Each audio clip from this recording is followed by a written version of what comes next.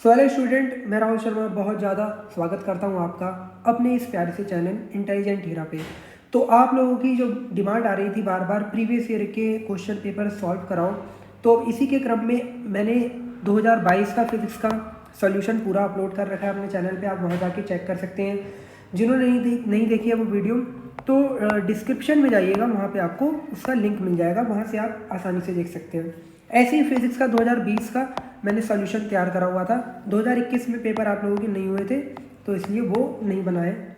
अब 2019 के मैं आपको यहाँ पे प्रीवियस ईयर का जो सॉल्व है वो करा रहा हूँ।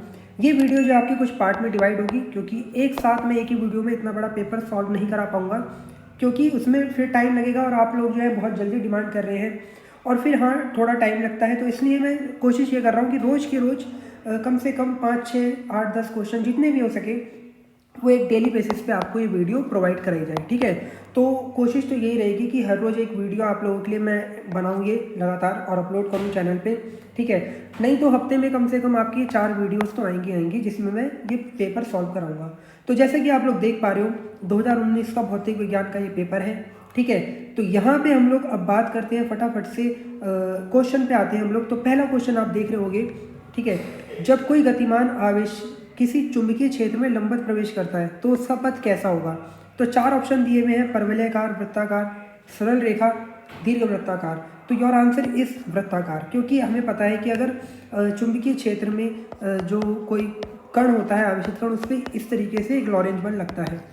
अगर थीटा में 90 डिग्री कर देता हूँ तो मैक्सिमम बल लगेगा उस पर, और मैक्सिमम बल के कारण उस पर क्या कहते हैं, उसका जो पथ होता है वो बहुत तेज स्पीड से वो गोल गोल घूमेगा, जिस कारण से वृत्ताकार हो जाएगा। ठीक है, तो ये आपका आंसर हो जाएगा। नेक्स्ट हमारा जो क्वेश्चन आता है वो आता है, किसी प्रत्यावर्ती धारा एलसीआर परिपथ में शक्ति गुणांक का अधिकतम मान होता है। तो यहाँ पे जो ऑप्शन आपको दिए हुए हैं उसमें राइट आंसर है हमारा +1। तो +1 क्यों होगा, क्योंकि यहाँ पे आप लोगों को पता है, यहाँ पे देखो मैंने सॉल्व भी कर रखा है। जो शक्ति गुणांक होता है एलसीआर परिपथ का, उसका जो फॉर्मूला होता है cos phi = होता है R/ZLCR, जहाँ पे वेयर ZLCR इज अ प्रतिबाधा ऑफ एलसीआर सर्किट। ठीक है, प्रतिबाधा होगी ये एलसीआर सर्किट की। उसके बाद इसका जो फॉर्मूला होता है वो कुछ ये होता है प्रतिबाधा का।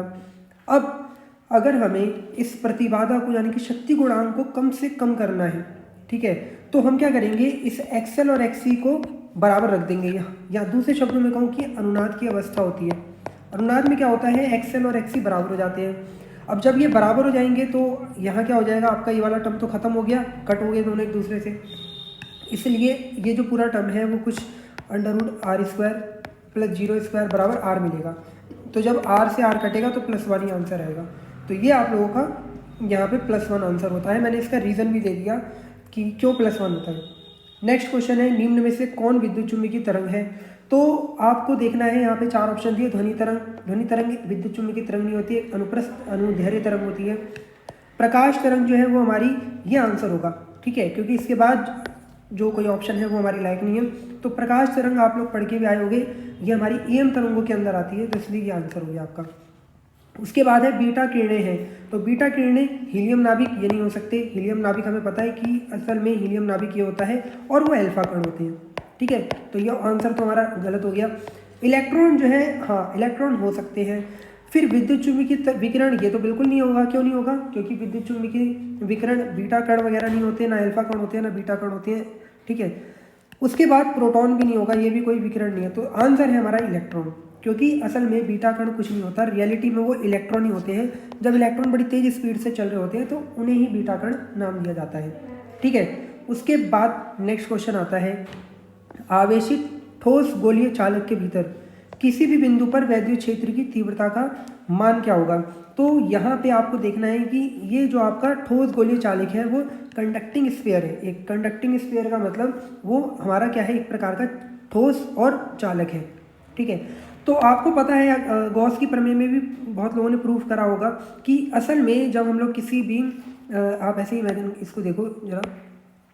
ठीक है, अगर मान लो हमारे पास कोई इस तरीके से एक क्या है, एक प्रकार का कोई ठोस चालक है, इसको हम लोग आवेश देते हैं तो वो आवेश केवल और केवल इसके पृष्ठ पे ही जाता है, इसके अंदर नहीं जाता।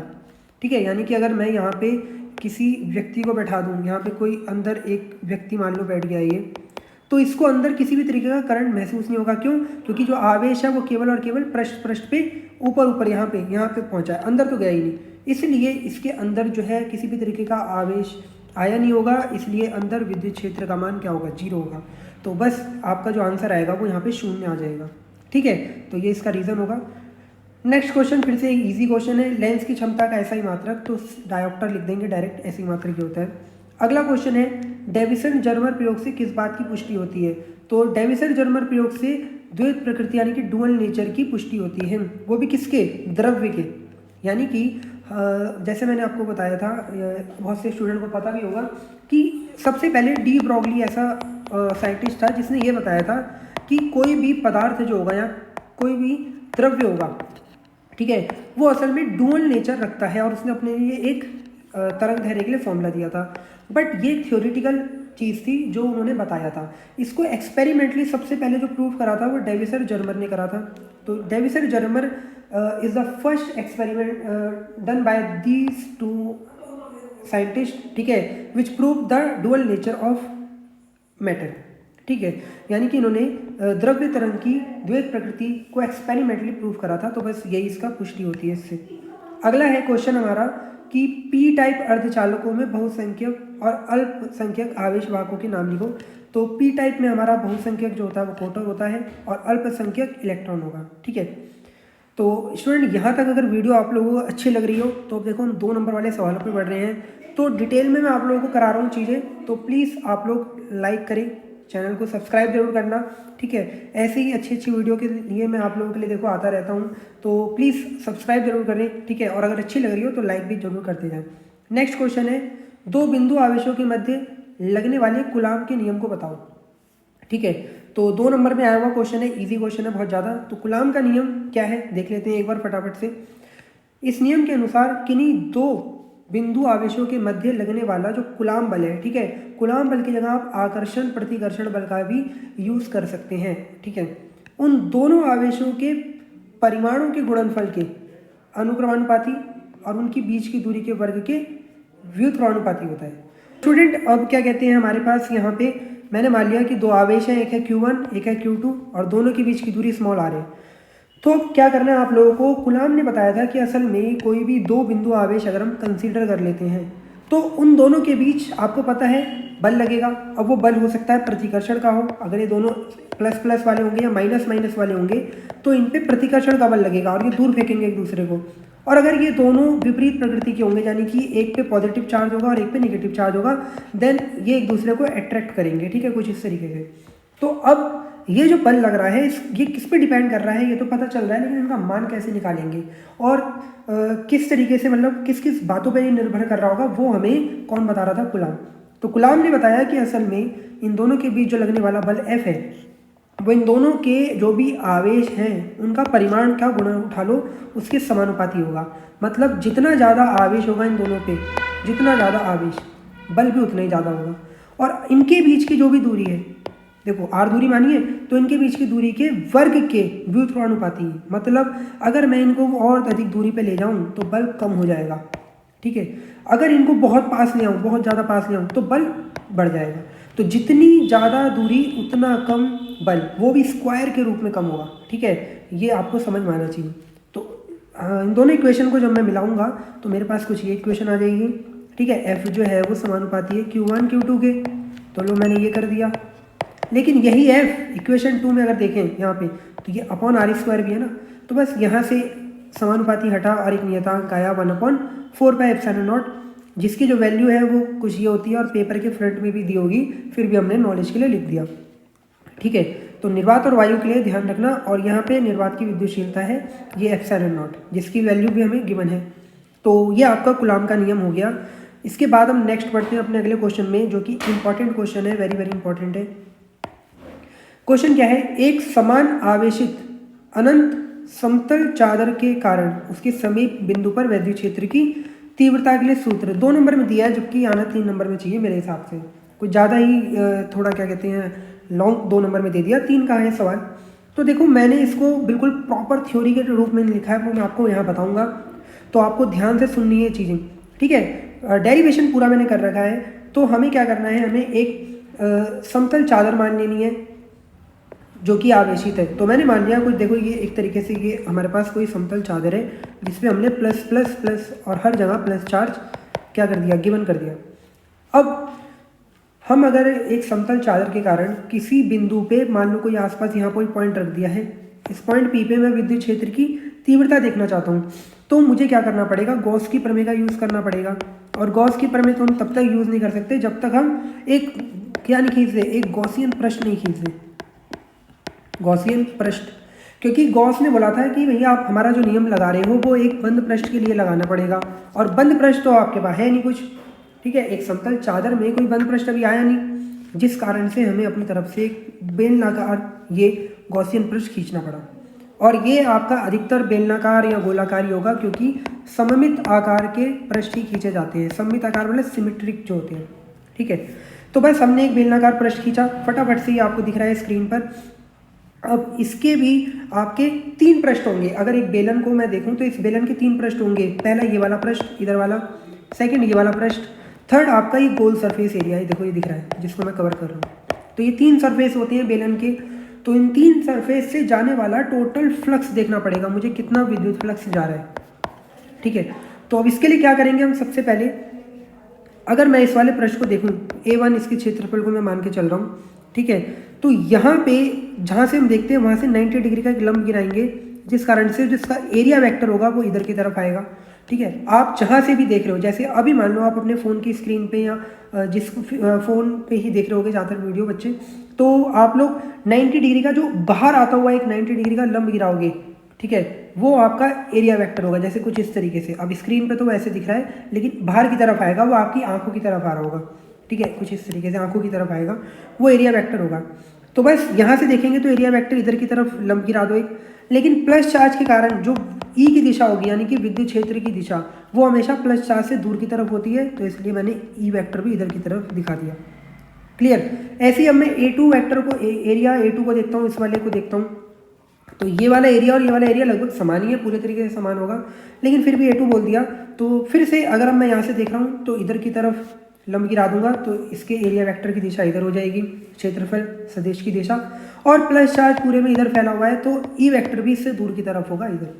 लेकिन जो तीसरा प्रश्न है ये गोल गोल वाला, ये वाला, यहाँ पे एरिया वेक्टर जो होगा वो अगर मैं ऊपर से देख रहा हूँ तो वो इधर से एरिया वेक्टर इधर की तरफ होगा, और अगर मैं नीचे से देख रहा हूँ तो वो इधर की तरफ होगा। कुछ नहीं, जहाँ से देख रहा हूँ वहाँ से एक 90 डिग्री का लंब गिरा दो, इधर से देखने पर देखो इधर, और यहाँ से देखने पर नीचे। लेकिन ई जो है अभी भी प्लस चार्ज के कारण दूरी बनाए हुए है और बाहर की तरफ होगा। तो ये 3 हमने मेजर जो इसके ए वेक्टर और ई वेक्टर की दिशा थी वो यहाँ पे दिखा दी। तो बस अब पृष्ठ A1 से जाने वाला जो विद्युत फ्लक्स होगा, पृष्ठ A1 से जाने वाला जो कुल विद्युत फ्लक्स है वो φ1 बराबर फॉर्मूला होता है E डॉट DA वेक्टर, ठीक है। हम समाकलन कर रहे हैं, कुल की बात कर रहे हैं। तो अब E डॉट DA जो है वो यहाँ पे एक चीज़ हो गई, मैंने वेक्टर नहीं लगाया, तो यहाँ पे आप वेक्टर जोड़ लगाना, ये वेक्टर फॉर्म है, ठीक है, सब में वेक्टर है।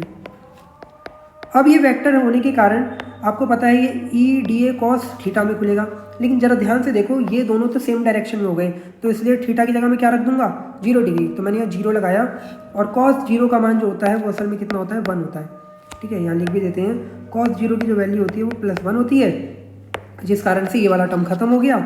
ई जो है वो बाहर आ जाएगा सिमेट्रिक होने के कारण, और डी ए को मैंने स्मॉल ए मान लिया, यानी कि इसका एरिया कितना मान लिया, स्मॉल ए मान लिया। ऐसे ही अगर मैं पृष्ठ इस वाले की बात करूँ, ये भी सेम ऐसे ही है, फॉर्मूला ये लगेगा, दोनों के बीच का एंगल समान है, क्यों, क्योंकि दोनों सेम डायरेक्शन में है, तो यहाँ पे भी ई हो गया। एरिया इसका भी सेम होगा जैसे मैंने बताया, सेम सेम है। लेकिन E3 वाले की अगर मैं बात करूँ, इस वाले की, इस वाले पृष्ठ की, तो आप देखो ये दोनों 90 डिग्री पे हैं, ई इधर जा रहा है, ए वेक्टर इधर है, दोनों के बीच कोण कितना, 90 डिग्री। तो बस यहाँ पे 90 लगाने के कारण cos 90 का मान 0 होता है। क्या होता है, cos 90 का मान ये होता है 0। 0 के कारण ये पूरा टर्म 0 हो जाएगा। तो कुल जो फ्लक्स आएगा हमारा वो इन तीनों के योग के बराबर होगा। तो टोटल कितना फ्लक्स होके जा रहा है भाई, इसमें से देखना तो पड़ेगा ना। तो तीनों का योग कर लो, वैल्यू उठा के रखोगे तो कुछ ही आ जाएगा। समीकरण 1 बना दी। अब गॉस की प्रमेय के अनुसार, गॉस की प्रमेय क्या कहती है हमसे, वो कहती है कि भैया फाई बराबर Q बटे एप्सिलॉन नॉट। तो क्या मैं इसको और इसको बराबर रख सकता हूँ, रख तो सकता हूँ, लेकिन एक मिनट जरा शांति बनाए रखेंगे। असल में हमने जो आवेश दिया है वो दिया है इस पूरी किसमें, शीट पे, ये अनंत जो भी है लंबाई की चादर है उस पर दिया है। जबकि गॉस की प्रमेय हमसे कहती है कि आप गॉसियन प्रश्न के लिए कर रहे हो ये काम। क्या बोलना चाह रहा हूँ मैं, समझो। मैं असल में हमने जो क्यू आवेश दिया वो इस पूरी बाहर वाले एरिया में भी दिया है, अंदर वाले एरिया में भी दिया है, शीट पे दिया है। जबकि गॉस की प्रमेय लगती है केवल और केवल इस गॉसियन पृष्ठ पे। तो इस पे तो क्यू आवेश नहीं है ना, इस पे तो कुछ कमी होगा आवेश, इतने इतने भाग में कितना आवेश है मुझे वो देखना है। तो अगर मैं यहाँ पे क्यू वैल्यू लगा दूँ तो ये गलत हो जाएगा। तो असल में मान लिया मैंने ये जो चादर है इसका क्या कहते हैं, जो रेखीय पृष्ठ घनत्व है, क्षेत्रीय पृष्ठ घनत्व, आवेश घनत्व वो सिग्मा है। तो अब सिग्मा जो होता है वो क्यू बटे होता है। मैं ये देखना चाहता हूँ ए क्षेत्रफल में कितना आवेश है, तो बस क्यू बराबर सिग्मा इंटू ए करके अब मैं इस क्यू की जगह समीकरण नंबर 3 से इस क्यू की जगह ये वाले मान को उठा के कहाँ रख दूंगा, इक्वेशन नंबर 2 में। तो 3 का मान 2 में रखने से क्यू की जगह ये आ गया। अब ये हमारे पास तुलना करने लायक चीज़ हो गई, ठीक है। अब मुझे पता चल गया कि असल में शीट पे कितना आवेश कितने क्षेत्रफल पे पड़ा है, तो मैं आसानी से लगा सकता हूँ। और 1 और 4 की तुलना करने से ए से 1 कट जाएगा, आसानी से आंसर आ जाएगा। तो ये था हमारा एक समतल चादर के कारण विद्युत क्षेत्र की तीव्रता। ध्यान से देख लो एक बार आप। तो बहुत अच्छा डेरिवेशन था। इसमें आपको कहानी कुछ नहीं लिखनी, बस लिख देना है कि माना एक समतल चादर है जिसमें प्लस क्यू आवेश देते हैं तो वो उसके पृष्ठ पे एक समान रूप से फैल जाता है। उसके बाद फिर ये सारी लैंग्वेज मैंने लिखी दी है, तो ज़्यादा कुछ करने की जरूरत नहीं है। अगला क्वेश्चन है आप लोगों का, समांतर पट संधारित्र में संचित ऊर्जा के लिए सूत्र। तो ये भी बहुत सिंपल है, आपको पता है कि भैया कोई भी संधारित्र होता है उसमें जो V is equal to Q upon C होता है। यहाँ से C की वैल्यू निकालनी, क्यू बटे सी, क्रॉस मल्टीप्लाई करके इधर पहुँचा दिया इसे, और इक्वेशन 1 बना ली। अब अगर मुझे चालक को डी क्यू आवेश देना है तो उसके लिए कुछ ना कुछ कार्य करना पड़ेगा, जो इस फॉर्मूले से आ जाएगा। पढ़ रखा हमने V बराबर क्या होता है, क्यू इंटू डेल्टा वी, सी बात है, सॉरी W बराबर क्यू इंटू डेल्टा वी। तो असल में अगर छोटा सा कार्य कर रहा हूँ तो डी डब्ल्यू बराबर वी इंटू डी क्यू लगा दिया मैंने। तो समीकरण 1 से इस V की जगह ये वाली वैल्यू उठा के क्यू बटे सी रख दी। तो अब टोटल कितना कार्य करना पड़ रहा है उसके लिए छोटे से कार्य का समाकलन कर दो, बस कहाँ से कहाँ तक, 0 से Q तक। तो बस 2 मिनट का समाकलन है, आसानी से कर लेंगे, आपकी ये आंसर आएगा। Q बराबर सी वी रखते साथ ही ये। तो अभी मैंने इसके अंदर जो आपके क्वेश्चन है वो इतने ही सॉल्व कराए हैं, जो कि 10-11 के करीब क्वेश्चन है। नेक्स्ट वीडियो में मैं इसके अगले ही पार्ट को कंटिन्यू करूँगा। तो अगर वीडियो अच्छी लग रही हो तो प्लीज़ लाइक करें, शेयर करें और हाँ, चैनल को सब्सक्राइब करें। Thank you.